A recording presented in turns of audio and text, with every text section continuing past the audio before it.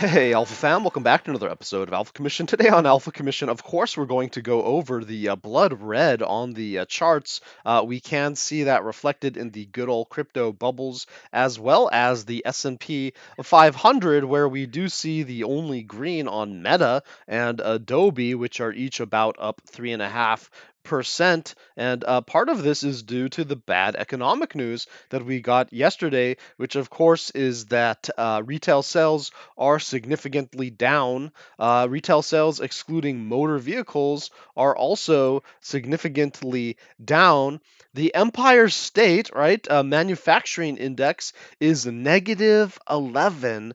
The projection was negative 0.5. Negative 11 compared to negative zero point 0.5. Previous was 4.5. You can see that we are quickly shifting to what I told you to expect by the end of the year, the recession narrative. We are no longer fully in that inflation narrative. We are now pivoting not in interest rates at the Federal Reserve, but in the narrative to the recession narrative. And as we can see with manufacturing indices across the board, we are just seeing negative numbers. And, this is not boding well for the future of the economy. And you are seeing that reflected in stock prices. You can see today we got the manufacturing PMI and it is 46.2 compared to a projection of holding steady of 47.7 on the previous reading. And we also see the services PMI dropping to 44.4, which is quite significant from 46.5 as a projection. Holding, which had actually expected to be ticking up from the previous reading of 46.2. And so, guys, we can see that the economy is actually getting very frail after this, year of interest rate increases by the Federal Reserve, and this is their goal. They want to take back that virus era stimulus money. They want to take back that $7 to $9 trillion that was money printed during the Trump administration when Trump had basically put Anthony Fauci in charge of the government for 1 to 2 years and had cut taxes for all of the super wealthy while infinitely money printing $7 to $9 trillion, not just straight from the money printer at the Fed, but in the form of relaxing rules on loans. And it's the loans that are really killing us. Those 0% loans. Anyone could get a loan who wanted a loan back then, and a loan is an extension of the monetary supply. It is essentially creating dollars out of thin air based upon quote unquote credit, which is faith. It's creating it out of faith that they are going to use that money in the right way to expand the economy so that that money supply gets absorbed in real economic activity. Now, what happens if people just sit on that money? What happens if businesses expand and, like Meta and Facebook, they basically waste, right? They basically waste hundreds of billions of dollars on fruitless activities as we come into a recession, right? As the world starts tightening, as globalization is starting to pull back to nationalization, shrinking markets, right? Guys, what's happening in the world is a demographic burn also. We see the aging population starting to die off. We see that younger people are not having as many kids. We see globalization pulling back. We see a demographics problem here, okay? The markets cannot expand fast enough compared to how the monetary policy was expanded, not just in the US, but at every Federal Reserve around the world. And when these screwball leaders are just more concerned with stock price prices rather than being actually good presidents and doing the hard things that are necessary to do, you end up putting just weird policies in place that end up printing $7 to $9 trillion while cutting taxes for the super wealthy, basically doubling the problem because you have nothing coming in while you're just printing money, making an infinite money supply, basically making each dollar worth less with each one that you print, making money worthless. This hyperinflation was started with the twin bad decisions of money printing and also cutting taxes for the super wealthy. And then we also have, of course, closing borders, which ensures that we can't get cheap labor. And so we have just a huge spike in the cost of labor, which is something that the Fed has to fight against. You guys may think that it's great to just have the price of labor increase because, oh, that's my income. Of course, my income should increase. That's what I want to happen. Yes, that's what should happen during stable times.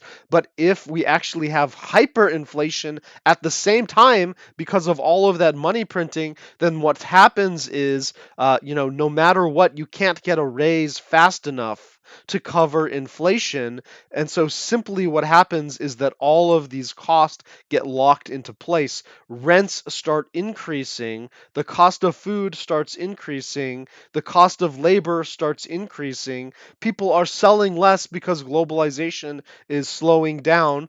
People are not able to expand their businesses because now we're starting to see that eventually you have to turn off the money printer. And so all of these things are crashing together. There is no free lunch. Either you guys are taxing the super wealthy, right, and taking money back into the system if you are going to print stimulus here or there for the military, for the judges, for the basic operations of civilization, and then anything else that you want to put on top of that, you have to tax that back in. You can't just money print it. It will come back to you in the form of inflation. It will come back to you in the form of economic tragedy, as the economy will suffer recessions because of these type of activities. And now the chickens have come home to roost, and we do see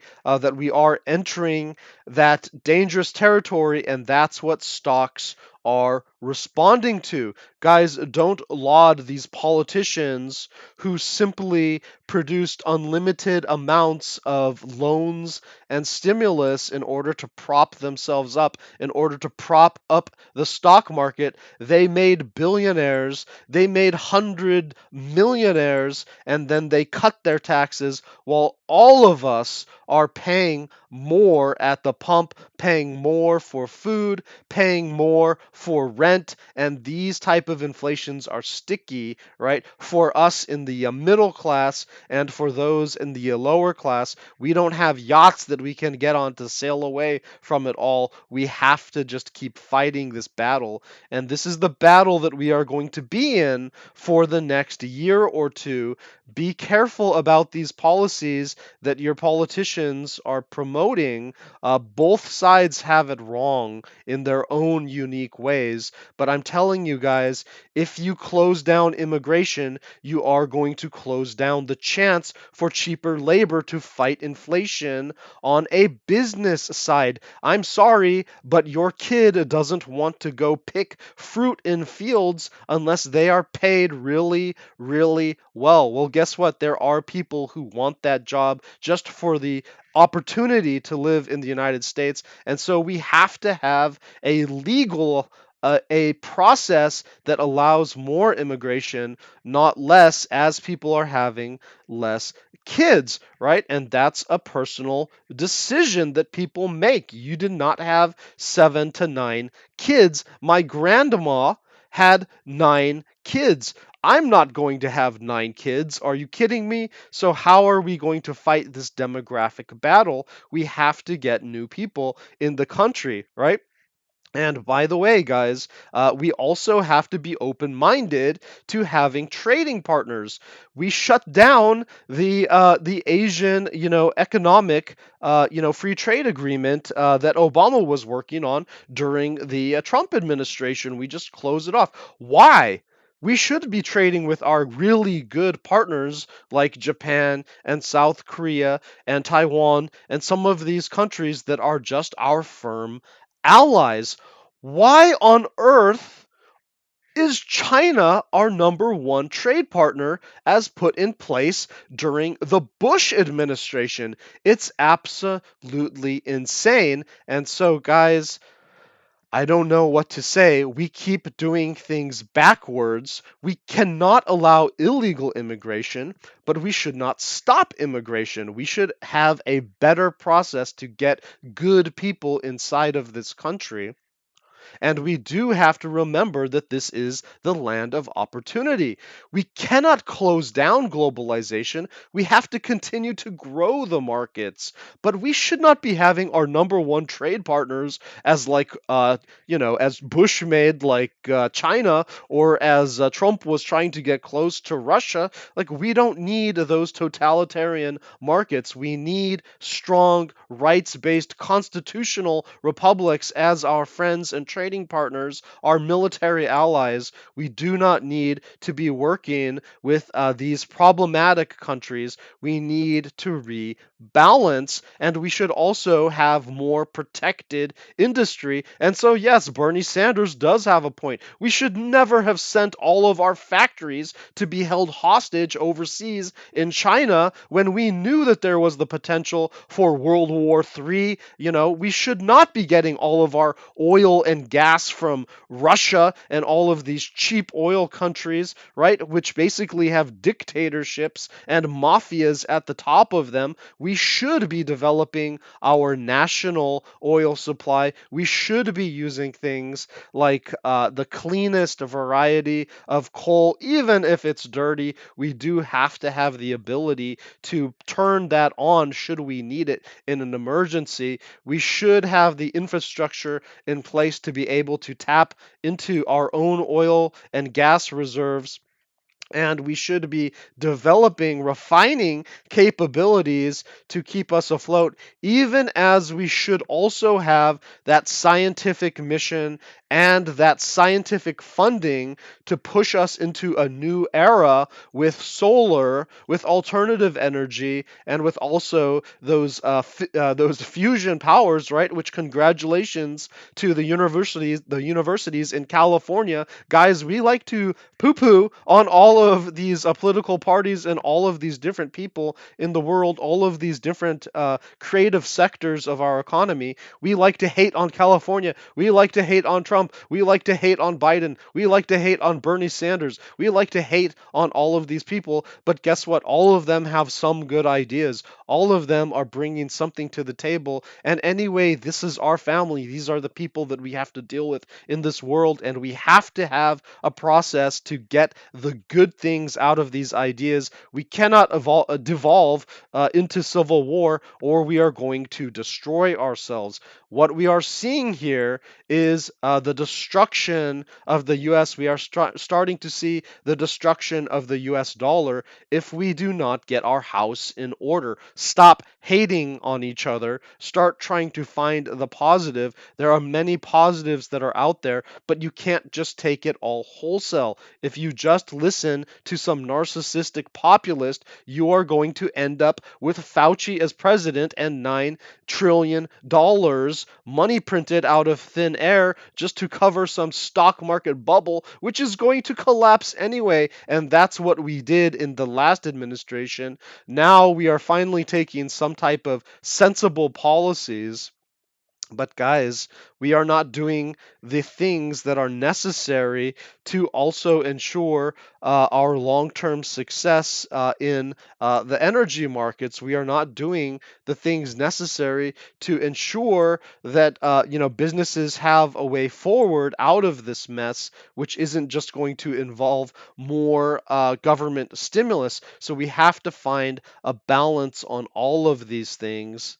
And although this is a bit of a rant, I think it's important because in the next year or two, if all we do if all we do is start calling each other names about what and just go off the deep end, then we are going to end up falling off a cliff. What we have to do is start to find the good ideas that are out there and bring them all into one onto one table, not just the US, but all countries together, and start to figure out, what is actually going to work to pull us up, because the whole world made a lot of big mistakes a couple years ago, and some of them have not started the correction process. Now, I am proud to say that the US has started the correction process, but it is primarily oriented towards protecting the powerful, and we do need better opportunities for the middle class, and also to protect the most frail among us, who may not have the means to get through these type of situations. And so again, we can't hate on each other. This is the Christmas time. This is the holiday season. You guys should be thinking not just about your own situation, but also about the situation of humanity and those around you, right? As we are a human family as well. And we do need to get this stuff in order. Next year will be the narrative of inflation switching to recession. Okay, so we are going to start to see that pivot, not in the Federal Reserve interest rates, but from the inflation narrative to the recession narrative. And the P over E ratios, those price over earnings ratios, are going to be what's critical in finding the bottom of this market. Now, if we do just go over to the charts, we can see that we have had a significantly red day. And one of the problems here is, of course, that we are in a quadruple witching. Here's a video that I made 2 months ago where I basically took some type of a screen capture of this Bloomberg News reports on what the quadruple witching is. Of course, I have reported on the quadruple witching several times before whenever it happens, but just as a refresher, here we go. And a happy quadruple witching day. So part of the reason that we do see more volatility, more volumes on this day is because investors have to close out some of these contracts that are profitable. And there actually are a lot of arbitrage opportunities that arise because of this. So a lot more trading, which you can see in the yellow circle. So just to give you an example of this, the December one, that was 15 billion shares that traded on the S&P 500. That's 85% above a normal day that we see. I want to switch up the boards, though, because this also has consequences for the following 5 days. Typically, we see declines because some of the near-term demand does diminish with these contracts closed out. So take the Dow here, an average decline of 1% the following week. 25 out of the past 29 years, we've seen declines, even though some of these indexes aren't as much. But if that wasn't enough for you, Anna, there's also another reason why we get some volume, some volatility in the stocks. I have another chart for you here, and that's because the Dow Jones indices, they need to rebalance the S&P 500 about once per quarter, depending on what market shares do. And they have before the Monday open in order to do this. So I have some of the biggest changes on the board. Look out for Apple. That is a decline of about $20,000 per S&P 500 share. Algos will also try to front run this. Passive funds need to reflect this change. So really, when we look at trading today, we need to know that there are structural things that are affecting the trading. So don't assign too much fundamental reason for any oddities that we see, Anna. Okay, so there you go. That was me just basically sharing with you what a quadruple witching is, and I hope that helped your understanding a little bit more succinctly than what I could probably do myself. Now, guys, let's go ahead and just for some truth in advertising, let's take a look at what I was telling you 3 days ago, guys. 3 days ago, we do have this this falling wedge, which it doesn't look like it's maxed out the top here. The top is around that 18,200. So even if we do have a pullback, that 18,000, 18,200 area is still realistic. Okay, guys, so here I was talking about where we could see ourselves maxing out, while the Moon Boys were pretty much trying to tell you that we were going to shoot to heaven, and you guys should go all in. That it was basically your last chance to get in before the bull run. I was warning you that we were likely to be switching to a recession narrative, and that the bottom of the market is probably not going to be seen until spring next year, and also that we were in a falling wedge that potentially could just break down here. And guys, let's go ahead and just jump to another video. In that one, you saw I was projecting while we were at 17K that we would max out at 18,200. As you can see by our current charts, we did in fact pump all the way up to 18,000, actually 400, just a little bit of a wick, but basically maxed out at 18,200 before we had a serious pullback. So boom, the Alpha Fam is just killing it here. And for a little bit more truth in advertising, once we got to that $18,000 level, here's what I was saying. If we were able to get ahead of this alpha momentum pool and just pump our momentum to the upside, perhaps to this kind of Bitcoin resistance level here, if we look at our support and resistance, then you can see 18,200-ish is a little bit of a limit that does correspond with some of these wicks back here. And if we Okay, so both based upon patterns as well as the next day I was using support and resistance. We basically established that 18,200 should be the natural limit, and that we also had a macro downtrend. You can see these white lines here that were likely to reject us to the downside. And so, guys, again, like if we jump over to the chart, just boom and boom, we did hit that that horizontal resistance right where I suggested. You can see I've marked out this orange box here so that you can see how our price was basically trapped in this era. And then, of course, we started a new era down here where we're essentially putting in a pattern of a falling wedge. And you can just think about this another way as a rectangular pattern breaking down and getting retested. Well, where is the bottom of the next low going to be? Well, if we don't hold on to this critical support, you can see you always have some support that runs through the middle of your chart, right? If we lose this critical support, then we're probably going to come down to the lower end of this this wedge, probably in the $15,500 area. And if I do just zoom in here, you can see that we did violate the momentum pool that I had set up for yesterday.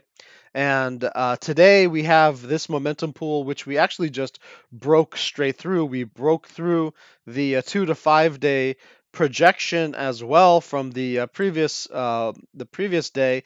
And so, guys, this thing has just been showing us that it has no cares in the world.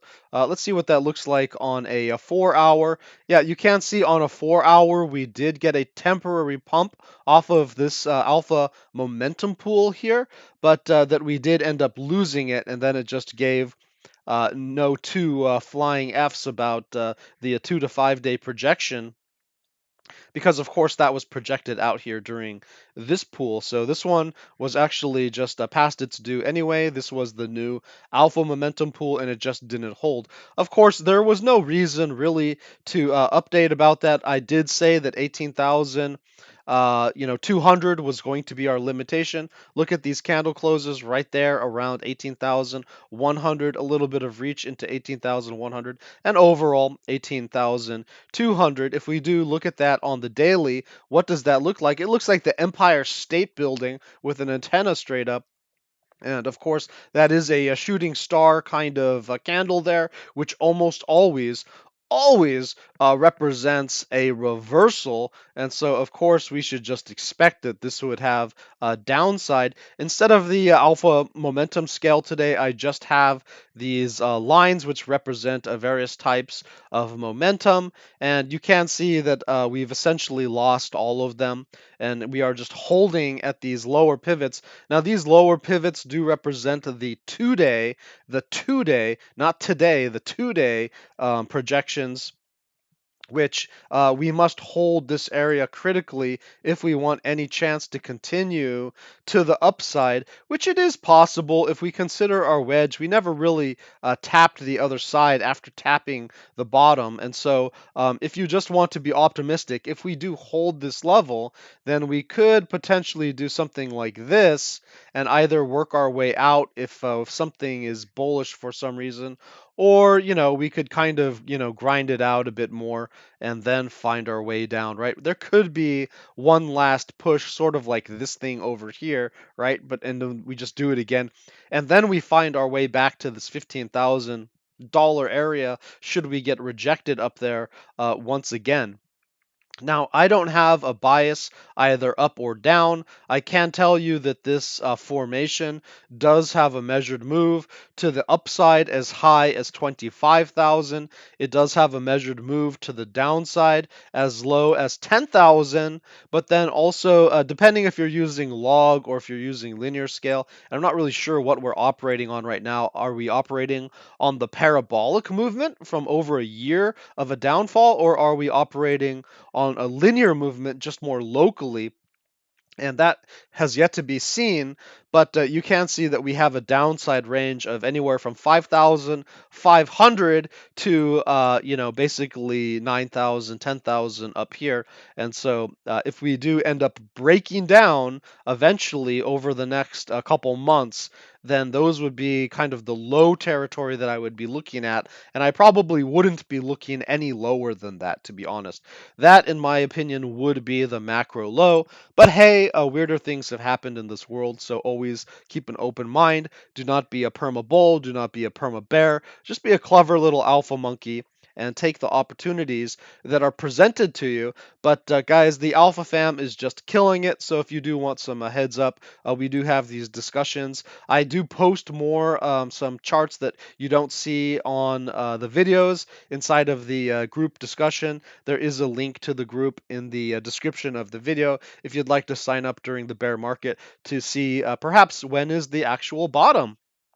And when are we flipping around on the macro? When is it going to be up only? Then, of course, you can get some insider information if you join the group, and you're just going to be ready to go for when the economy does pivot around finally. And by the way, guys, these type of volatile markets, pardon me, risk on markets, they do tend to bottom before the rest of the market, and they do tend to start turning around before the rest of the market. And so if you wait until the rest of the market is turning around, you're going to miss the bottom of crypto, okay? So just understand that it is worthwhile to be part of a group during these times. Because that's where the money is going to be made at the bottom of the bear market, not at the top of the bull market when everything's about to collapse. Okay, most people have that opposite, and that's why you're not most people. That's why you're here, because you want to make that money. Guys, again, I didn't make the alpha momentum scale today, but I did set up our different levels of momentum. And the 2 day is really important because it does close. Let's jump over to the 2 day chart. It does close in 5 hours. And so if we hold this region, yes, we have the ability to continue to pump or to find our way up a little bit. If we do lose this area, 16,760, then bias is going to be to the downside. We will have a healthier bias to the upside if we are able to capture above 16,870. Right now we're 18,000. Pardon me, 16,830-ish. We have been climbing a bit. You see this little bounce here. And so again, like if we are able to close above 16,870 within the next 5 hours, and especially if we don't lose 16,760, then we will have the potential to have a little bit of a bounce here, maybe even climb our way back based upon the 2-day. However, just based upon the 1-day, we really did need to capture 18,000 in order to have a pivot to the upside, and especially 17,805 we needed to climb above. So it's just weird, guys. The 2-day and the 1-day, they're closing at the same time today, but they are in stark disagreement. So just understand that it's not great. And by the way, a lot of our momentum is here at $17,300, which I think that could be considered some type of a neutral territory. So especially if we capture 17,300, I'm going to feel a lot easier that this was perhaps a fake out, a stop loss hunt to perhaps hunt the liquidity of all of these stop losses down here before we go to the upside.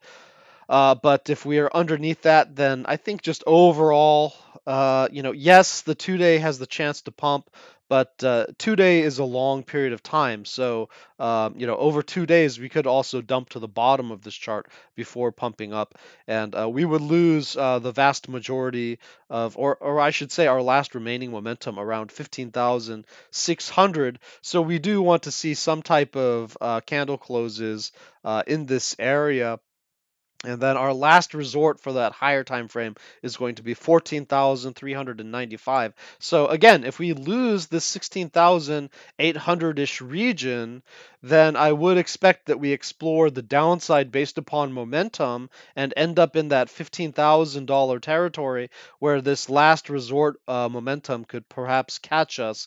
And that is in line with the patterns that we are observing. So again, it's always good when you see some type of confluence, and so I am seeing a confluence of my patterns plus a confluence of my momentum.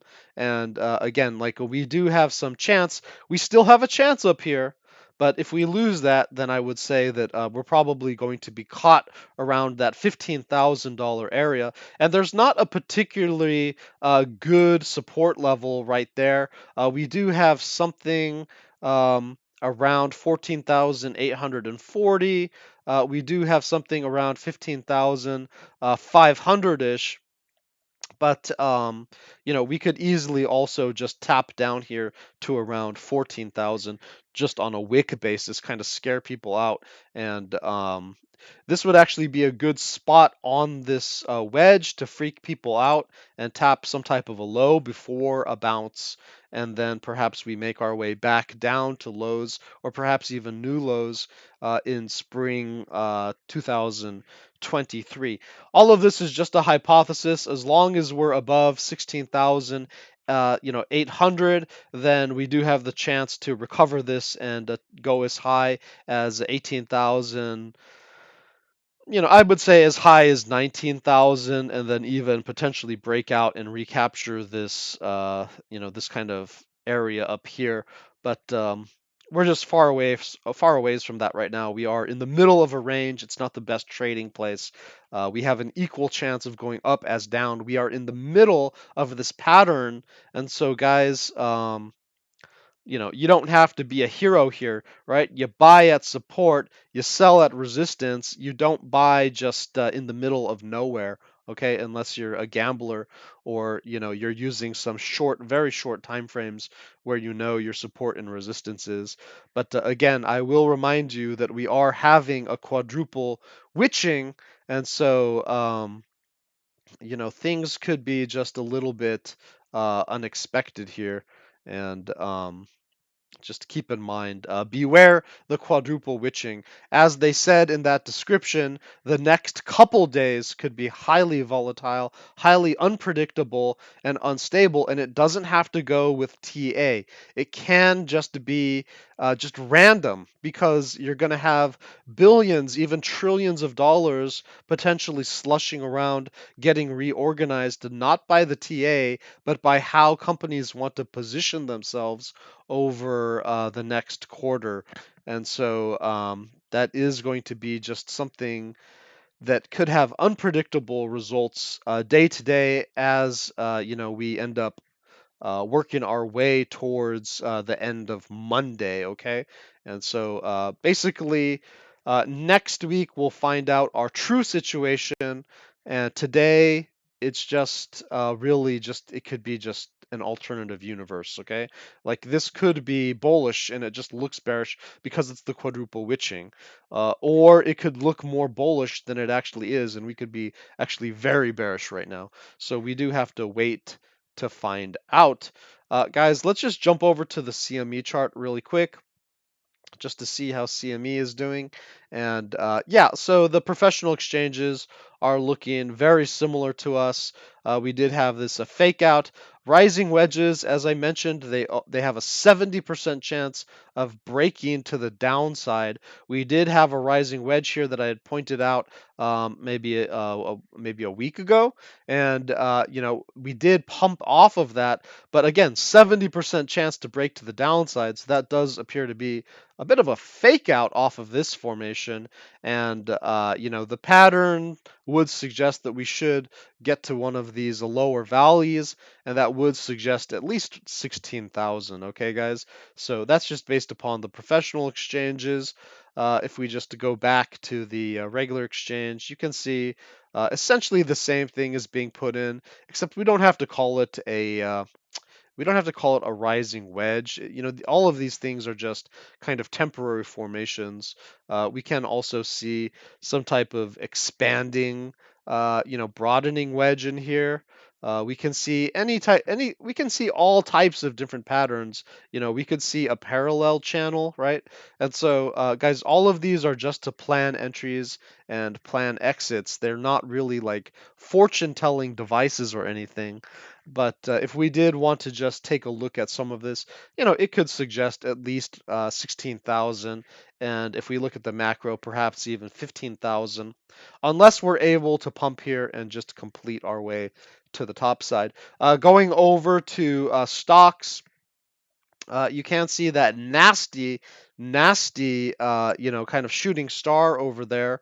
We are having some type of demonic symbolism going on here. Not sure what that is about. Or maybe this is just the Star Trek badge, right? That little triangle in the circle.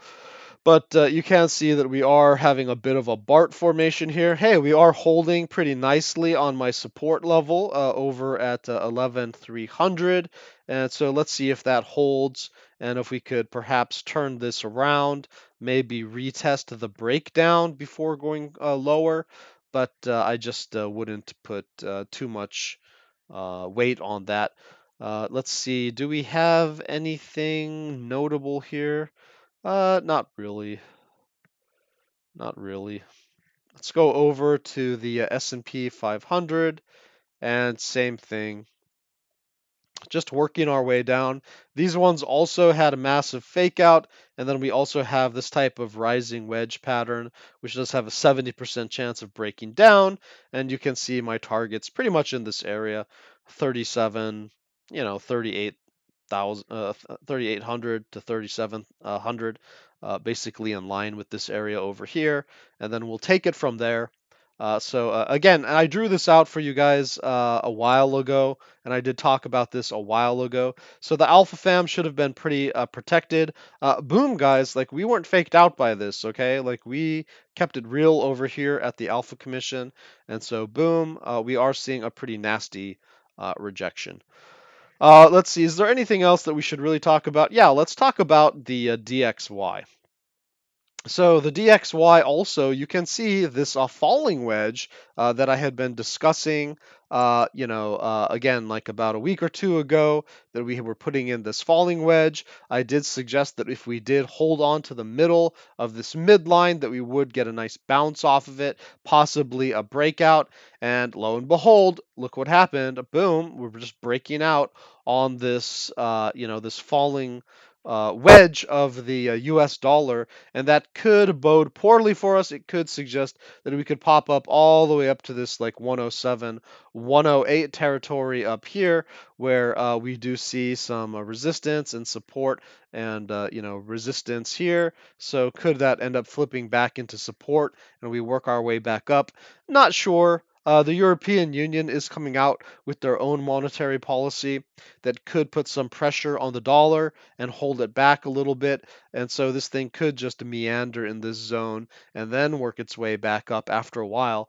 But I don't think the dollar's over. This pattern is a bullish pattern. That is just a pullback pattern. It's just a macro pullback pattern. And you can see the same thing right down here. Now, what happened here? It popped up, worked its way down to this kind of a bigger support, and then it just went crazy, right? Same thing could happen, just kind of, meander down, test some of these levels. We have some stuff going on back here and then work its way back up. So yes, we do have the potential for upside on the stocks and on crypto, depending on if this dollar ends up breaking back down off of this wedge or if it just immediately pops up. So all eyes will be on the US dollar. We also have the VIX, which when it shoots up, it's usually very bad for trading.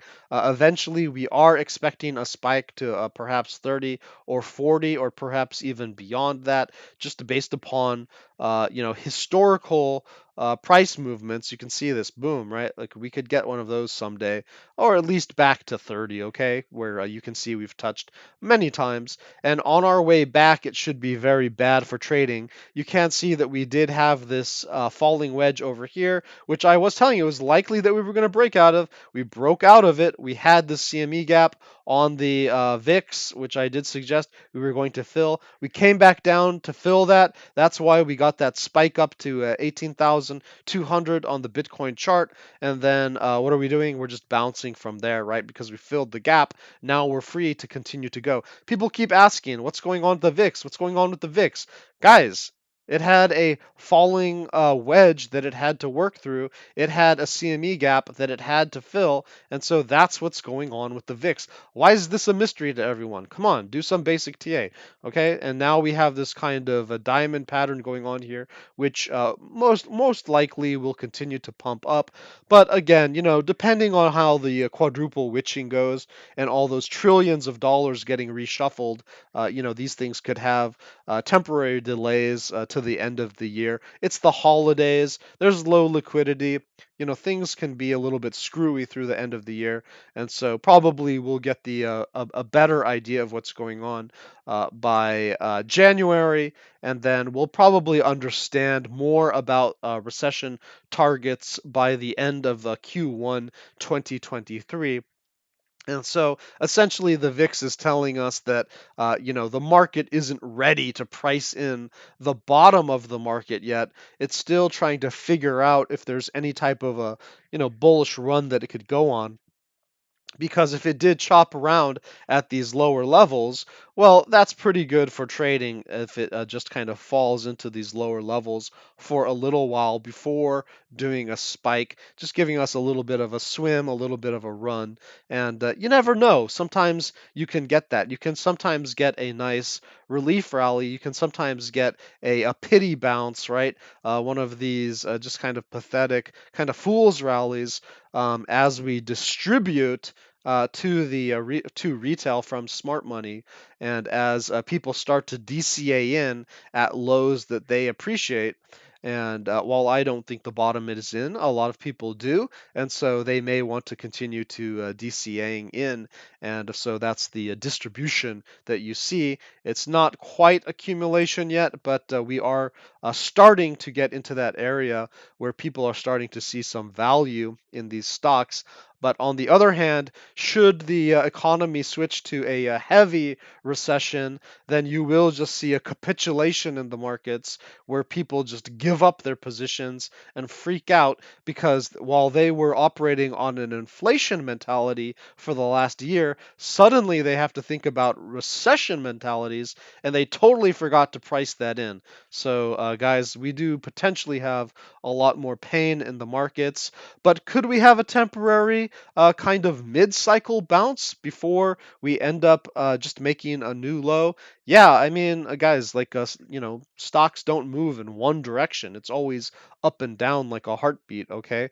And so we do have to be watching out for those opportunities. And as long as we're in this pretty good for trading, as long as we're in this heaven for trading zone, that is, if we're moving down on the VIX, we should expect easier trading in the markets.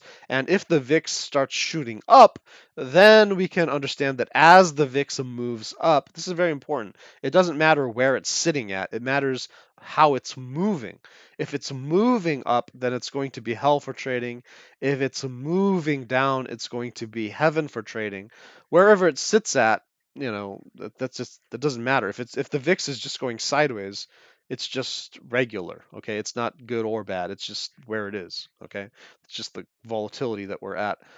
Let's see here. I think that we can actually explore some concepts with the volatility of Bitcoin itself. Let's go ahead and go over to the BBWP over here, the Bollinger Bands with percentile measurement tool over here. And if we go to the daily, you can see that the daily did start to expand off of that low. I don't like that it is over 10% and it is expanding to the upside while price is falling to the downside. And while we're still in that area, you can see we can flip around in this kind of area down here. That's why I marked out this blue zone, right? While we can flip around in this area, that does suggest that as this expands up, we are going to continue in price to the downside if we miss our targets. And again, I showed you that we were well below the momentum levels that we needed on the daily, right? Which I set up here at 17,805. 18,000. These are the pivots for the daily. The 2-day is down at 16,870, 16,760. And so if we go to the 2-day volatility, let's go ahead and take a look at that. You can see that the 2-day volatility is just contracting. So the 2-day volatility reserves the right to join the 1-day to an expansion to the downside. So this is very dangerous for Bitcoin.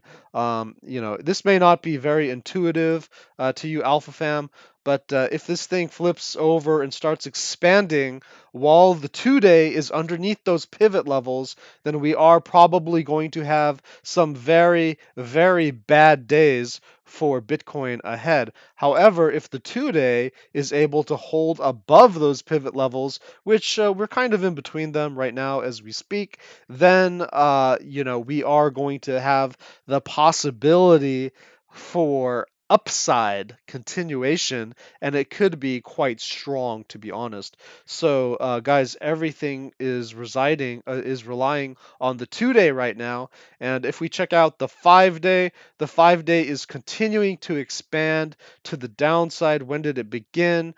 Over here at 11:22. Let's take a look at 11.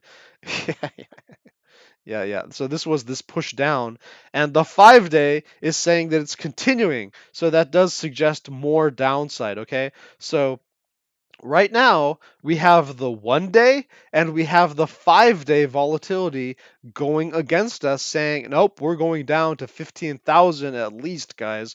Okay, at least. And we have the 2-day as the sole holder, the sole one holding out, saying, I'm going to wedge in between the daily volatility and the 5-day volatility, and I'm just going to do my best to hold on to this area, which you can see is this area right here that I've marked out for you, Alpha Fam, between 16,870 and 16,760. Lose 16,760. The 2-day joins the daily and the 5-day in pushing us down.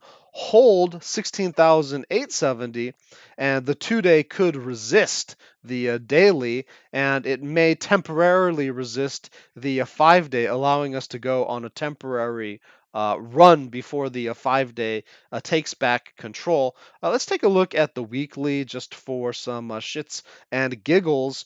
We can see that the weekly is also expanding out of this kind of reflective zone, and we are expanding to the downside on the weekly as we are with the 5-day.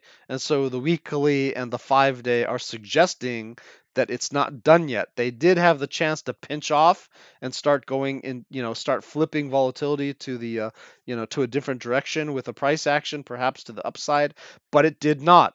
It left the gateway open. You can see the mouth of this is left open, and so that suggests that volatility is still pushing us potentially strongly to the downside on the weekly.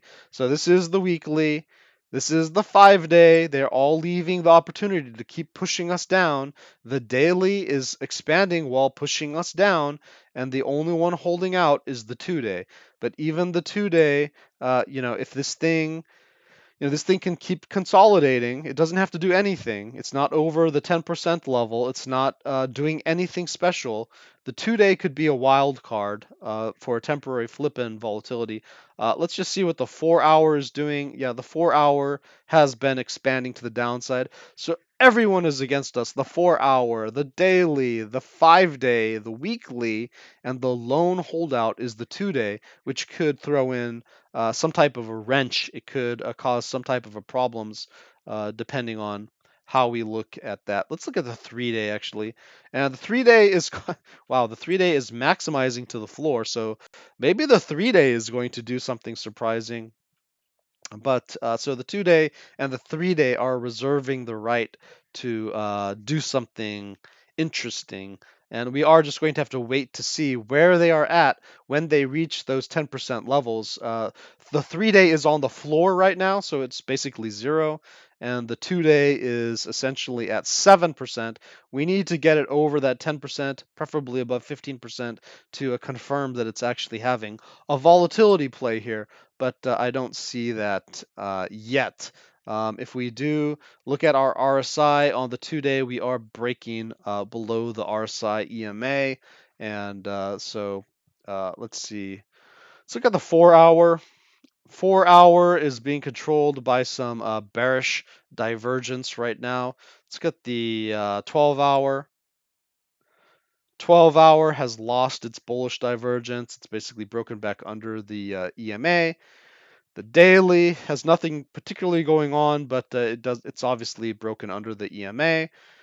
2-day, 3-day. Ooh, there's a huge drive of bearish divergence going on the 3-day, and so the 3-day could be ending up exploding to the downside.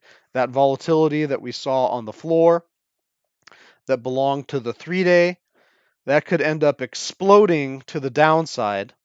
So yeah, that looks not good. We do have some, a bullish divergence there. Let's look at the 5-day. 5-day breaking under the EMA, not good. And the weekly, yeah, breaking back under the EMA. Now, this bullish drive here does suggest it could potentially catch itself at some point, but, we're just not going to pay too much attention to that. Let's just see how this structure looked last time. Yeah, you can see that it just still has some work to do. I guess we could, well, this is probably drawn on the 2-week. Yeah, it has broken out of the 2-week downtrend, and it is catching support, so it could flip around. The 2-week still looks okay to me, that we are starting to put in a bottoming structure.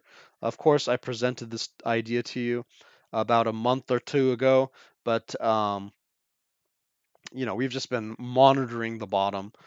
And so let's just see. Does the monthly have anything? Nah, the 2-week is basically better. I personally like the 2 weeks for assessing the RSI. It's much cleaner look. It does suggest we are starting to pivot off of a bottom. A lot of people use the weekly. because that's how they learned. That's okay. It's just it's a little bit sloppier in my mind in this case. In the last run, it was much nicer, but in this run, it's just a lot sloppier. So I do think we're operating on the 2 week. Well, if we go to the 5 day, 5 day is pretty good as well. So, we could look at the 5 day, we could look at the 2 week, we could look at the weekly, but again, like the 5 day and the 2 week is giving us a better idea on these RSIs. Um, how does this bullish divergence on the 5 day end up playing out? Even though we broke down, we could end up putting in a curveball, but you know, the rest of it looks pretty bad, okay? The rest of it looks pretty bad. And I am very concerned about that bearish divergence here on the 3 day. If we do look at the last time that the 3 day had this type of bearish divergence, it was on 11.3. And what happened there? Oh, that was not good. That was not good. So, guys, I think I'm going to wrap it up there. You can see the risk that we have in the market right now. You can see, our basically the daily pivot point that we need to get back control above 18,000 essentially. And for the 2 day, we have to get control above 16,000. Let's just say 900, 16,900, and then we could have some type of a curveball in here or something. But if we do lose 16,760, I believe the 2 day will just be joining the 4 hour, the daily, the 5 day, the weekly to push us to the downside. And so probably good policy to get your conservative considerations in order, and to just protect yourself during these weird times, Alpha Fam. Again, like we could pop to the top of this formation here, but we have some pretty solid resistance that we got pretty harshly rejected from. We already did a retest, and so logically speaking, the most likely outcome is yes, we could meander around, but there's always ups and downs, but most likely we're going to work our way down to 15,000. In my opinion, I could be wrong about that, but we went through all the evidence. So there you go, guys. Let's just do one last thing and throw on our EMAs, and yeah. Okay, so for the 3 day, we're underneath the 9 here. We definitely don't want to close like that. You can see that the 3 day had a nice squeeze up here. If we were able to recapture, hey, look, that's right in line with that 17,300. So that 17,300 probably will be that key level between the daily and the 2 day to negotiate whether we're up or we're down. So glad we looked at that. 17,300, let's consider that our kind of macro pivot here if we're going to test the top of this wedge, or if we're going to test the bottom of this wedge. 17,300 is the level that we need to meet. And then let's go over to the 2 day. 2 day, we're below the 9. The daily, we're way below the 9. We're actually squeezing to the downside. That's not a good look. 12-hour, squeezing to the downside pretty harshly. Let's see, 4-hour. Yeah, we are definitely squeezing down, but we are getting some softening here. So again, potential for a bounce. Still looks pretty ugly. Let's look at the hourly. Hourly EMA is telling us we are just breaking down. Man, let's go to the 15 minute. 15 minute, there's a little bit of curvature there. So, if you're trading on these short time frames, maybe we could get a bounce to this key level of that 16,900, and then from there we might have a chance to push up to 17,300. Just to tell you guys again, we have to get above 16,900. That's a minimum. We must conquer that level, or we are going to continue falling. Okay, especially if we're closing underneath 16,760. And if you want any chance to explore the top side again, we have to get above 17,300, and that will be the pivot for us on this day. Guys, gonna wrap it up there. Hope you guys are staying safe, enjoying the holidays, and that was your alpha for the day. Again, stay safe and happy trading.